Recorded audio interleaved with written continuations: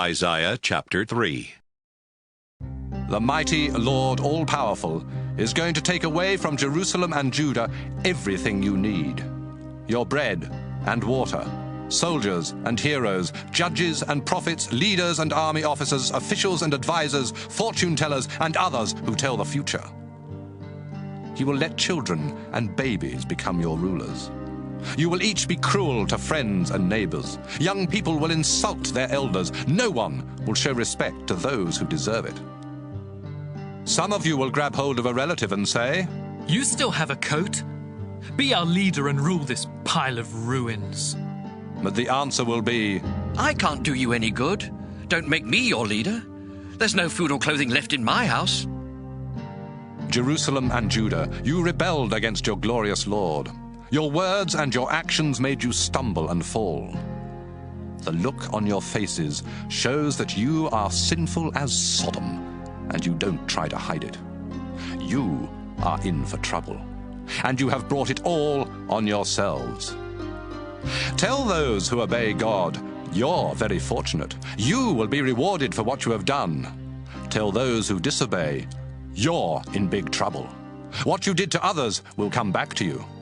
Though you are God's people, you are ruled and abused by women and children. You are confused by leaders who guide you down the wrong path. The Lord is ready to accuse and judge all nations.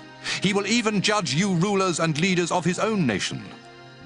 You destroyed his vineyard and filled your houses by robbing the poor. The Lord all-powerful says, "You have crushed my people and rubbed in the dirt the faces of the poor."